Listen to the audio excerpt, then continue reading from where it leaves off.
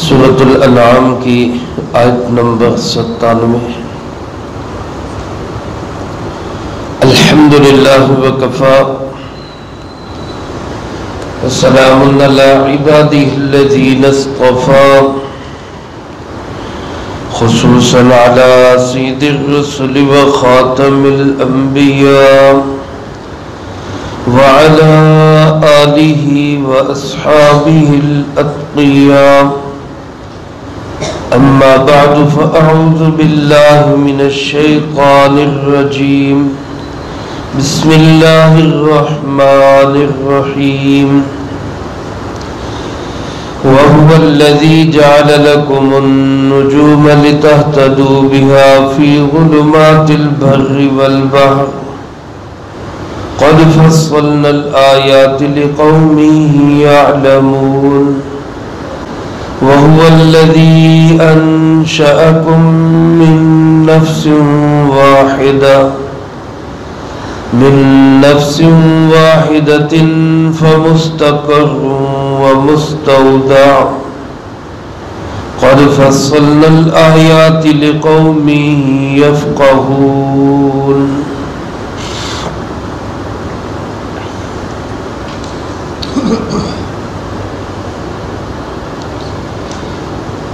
سورۃ الانعام کے اس رکوع میں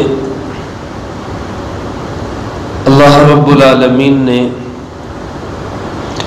اپنی قدرت کے دلائل اور شاہکار بیان فرمائے ہیں۔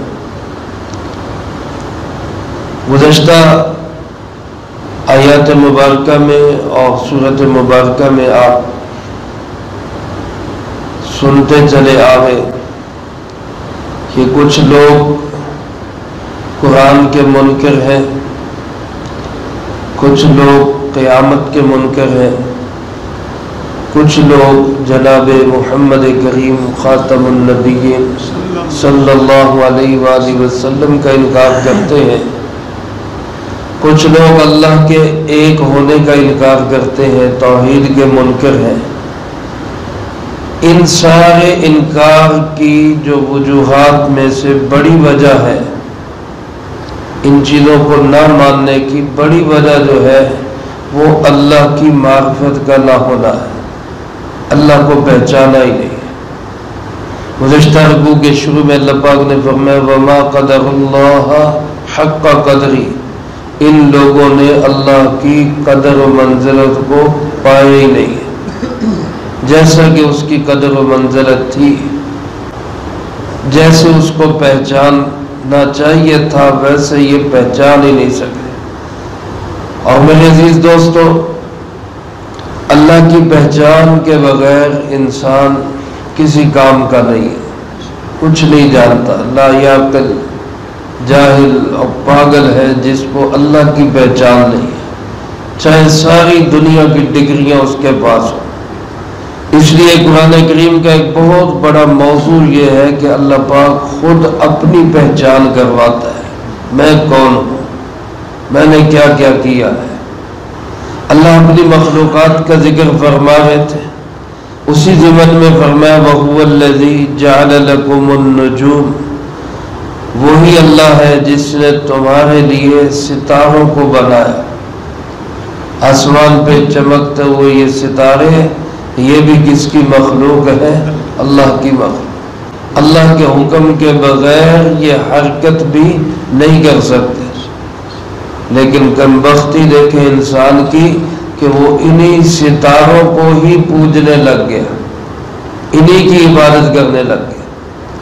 حدیث پاک میں آتا ہے رسول اللہ صلی اللہ علیہ وآلہ وسلم نے ارشاد فرمایا جب بارش ہو جاتی ہے تو لوگ دو قسم کے لوگوں میں تقسیم ہو جاتے ہیں۔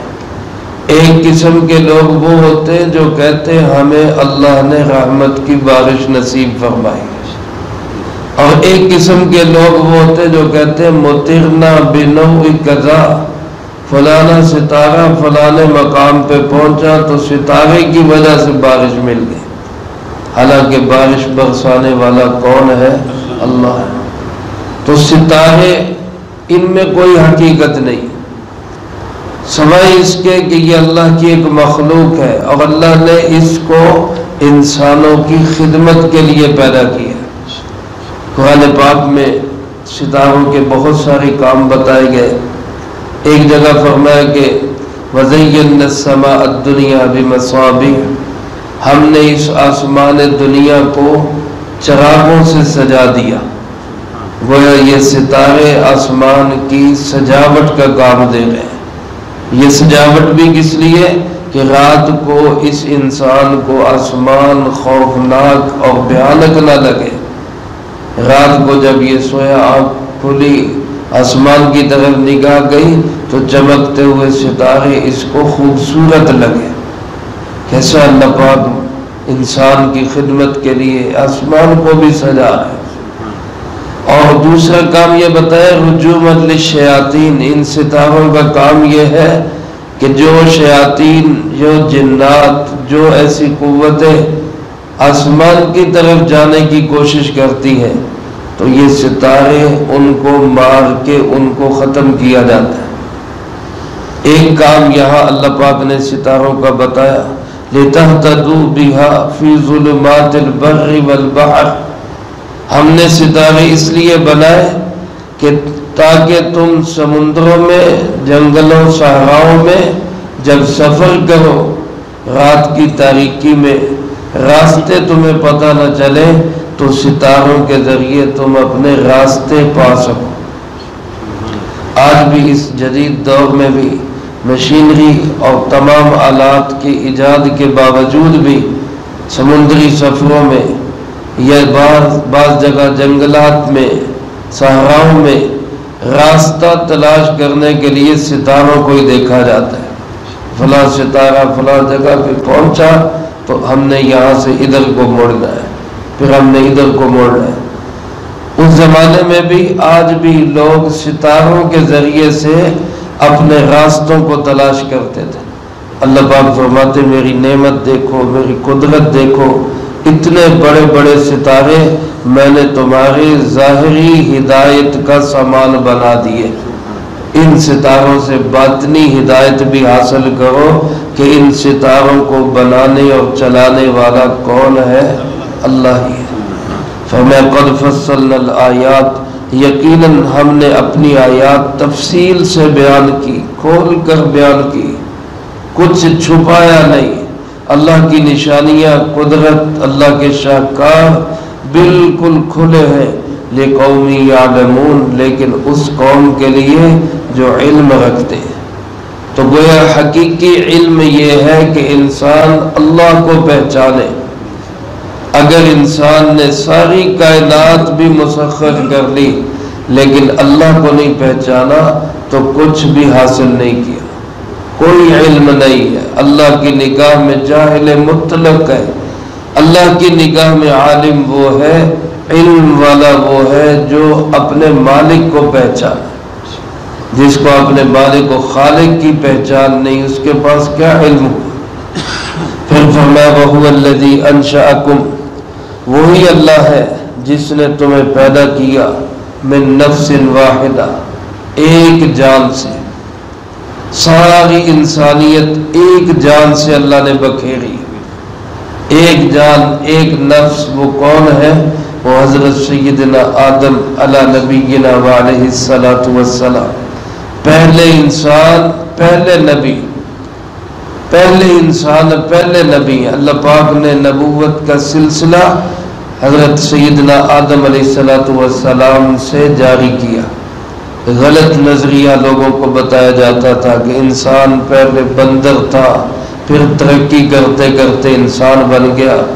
یہ ہوں گے بندر کی اولاد، الحمدللہ ہم تو اللہ کے سچے نبی کی اولاد ہیں. حضرت آدم علیہ الصلاۃ والسلام پہلے انسان، اسی سے اللہ نے ساری انسانیت کو پھیلایا. فرمایا فمستقر و مستودع، پھر تمہارا ایک مستقر بنایا، ایک مستودع بنایا. مستقر اور مستودع کا معنی کیا ہے اور اس سے مراد کیا ہے، اس کو سمجھنے کی ضرورت ہے. مستقر کہتے ہیں قرار کی جگہ، ٹھہرنے کی جگہ. یعنی جہاں جا کے انسان ٹک جائے. اور مستودع ودیعت سے ہے جس کا معنی کوئی چیز مانگوی طور پہ لینا. اس کو ہم کہہ سکتے عارضی ٹھکانہ. ایک مستقل ٹھکانہ، ایک عارضی ٹھکانہ. جیسے شناختی کارڈ میں لکھا جاتا ہے مستقل پتہ کیا ہے اور عارضی پتہ کیا ہے. تو اللہ پاک فرماتے تمہیں پیدا کرنے کے بعد ایک تمہارا مستقل ٹھکانہ بنایا، ایک تمہارا عارضی ٹھکانہ بنایا. اب اس سے مراد کیا ہے؟ علماء کے مفسرین کرام رحمہم اللہ کے مختلف اقوال ہیں، کیونکہ قرآن کریم نے احادیث مبارکہ نے اس کو بیان نہیں کیا کہ یہ کیا ہے. اس لیے علماء نے اپنے اپنے ذوق کے مطابق مختلف اقوال کہے اور وہ سارے ہی ٹھیک ہیں، ان میں اختلاف نہیں ہے، سارے ہی درست ہیں. بعض حضرات نے فرمایا کہ مستودع سے مراد باپ کی پشت ہے جہاں انسان نطفے کی شکل میں ہوتا ہے تھوڑے سے وقت کے لیے. پھر مستقر سے مراد شکم مادر ہے جہاں انسان 9 ماہ میں تیار ہوتا ہے. وہ ایک عارضی ٹھکانہ تھا، اس کے بعد ایک مستقل ٹھکانہ ملا. پھر بعض حضرات نے فرمایا کہ مستودع سے مراد ماں کا پیٹ ہے اور مستقر سے مراد دنیا ہے. یعنی پہلے ماں کے پیٹ میں عارضی تھے، اب دنیا کے اندر مستقل ہے. اور بعض حضرات نے فرمایا کہ قبر مستودع ہے جہاں کچھ وقت کے لیے رہنا ہے، اور آخرت مستقر ہے جنت یا جہنم جہاں ہمیشہ ہمیشہ رہنا ہے. حضرت قاضی ثناء اللہ پانی پتی رحمۃ اللہ علیہ تفسیر مظہری میں فرماتے ہیں کہ مستقر سے اصل مراد جنت یا جہنم ہی ہے. اللہ ہم سب کو جنت نصیب فرمائے، کیونکہ انسان کا مستقل ٹھکانہ جنت یا جہنم ہے. باقی اس سے پہلے جتنے ٹھکانے ہیں وہ سارے مستودع اور عارضی ہیں. کبھی باپ کی پشت میں ہے وہ بھی عارضی ٹھکانہ، کبھی شکم مادر میں ہے وہ بھی عارضی ٹھکانہ، کبھی دنیا کے پیٹ میں ہے وہ بھی عارضی ٹھکانہ، کبھی قبر میں گیا وہ بھی عارضی ٹھکانہ. یہ قبروں پہ لکھ دیتے آخری آرام گاہ، آخری نہیں ہے، یہ آخری نہیں ہے، اس سے آگے جانا ہے. آگے پھر یا جنت ہے یا جہنم ہے. اللہ ہمارا جنت میں مستقل ٹھکانہ بنا دے. تو فرمایا کہ تم لوگ پیدا ہوئے اور مرحلہ وار لترکبن طبقا عن طبق، ایک ایک مرحلے سے ایک ایک سٹیج سے گزرتے ہوئے اپنی منزل کی طرف جا رہے ہو. اور وہ منزل اچھے اعمال اختیار کرو گے تو جنت بنے گی، برے اعمال اختیار کرو گے، غلط عقیدہ، غلط نظریہ، مرضی کا چال چلن، تو پھر ٹھکانہ جہنم بنے گا. اللہ ہماری حفاظت فرمائے. فرمایا یہ بھی اللہ کی قدرت کا بہت بڑا شاہکار ہے، ایک انسان سے تمام انسانوں کو پیدا کرنا، پھر ایک انسان کو مرحلہ وار کبھی بچپن، کبھی لڑکپن، کبھی جوانی، کبھی بڑھاپا، اور پھر بالکل جناب بے بس ہو کر قبر کے پیٹ میں. وہ کہتے ہیں ہماری مرضی، میری زندگی، میری مرضی. میری مرضی کیا ہے؟ میرے سر میں آج درد ہو تو میں کیا کر سکتا ہوں؟ میرے پیٹ میں مروڑ اٹھے تو میں کیا کر سکتا ہوں؟ میری مرضی ہوتی تو میں اپنی جوانی جانے نہ دیتا. میری مرضی ہوتی تو میں کبھی بڑھاپا، بیماری، کمزوری آنے نہ دیتا. پتہ چلتا ہے کہ مرضی کسی اور کی چل رہی ہے، اور وہ کون ہے؟ وہ اللہ ہے. ہمارے جسموں پہ مرضی کس کی چل رہی؟ اللہ رب العالمین. فرمایا قد فصلنا الآیات، یقیناً ہم نے نشانیاں کھول کے بیان کر دی، لیکن سمجھیں گے وہی جو سمجھ رکھنے والے ہوں گے. لقوم یفقہون، اس قوم کے لیے جو کچھ سوچ سمجھ رکھتی ہو. اب جو لوگ سمجھ بوجھ رکھنے والے ہیں وہ اللہ کو ماننے والے ہیں، اور جو اللہ کے منکر ہیں اللہ کی نظر میں سمجھ بوجھ ہی نہیں ہے ان کو، پاگل ہے وہ، دیوانے ہیں وہ.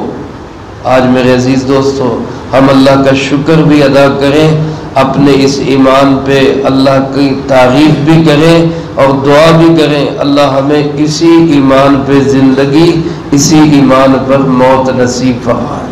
جو کہا سنا اللہ پاک اس کو زندگی میں لا کے دوسروں تک پہنچانے کی توفیق عطا فرمائے۔ اللہم لک الحمد کما ینبغی لجلال وجہک وعظیم سلطانک، اللہم لا احصی ثناء علیک انت کما اثنیت علی نفسک، اللہم لک الحمد کما انت اہل، صلی علی محمد کما انت اہل، وافعل بنا ما انت اہل، فإنك أهل التقوى وأهل المغفرة، اللهم وفقنا لما تحب وترضى من القول والعمل والفعل والهدي والنية، إنك على كل شيء قدير، اللهم ربنا هب لنا من أزواجنا وذرياتنا قرة أعين واجعلنا للمتقين إماما، اللهم ربنا تقبل منا إنك أنت السميع العليم وتب علينا إنك أنت التواب الرحيم، صلى الله تعالى على خير خلق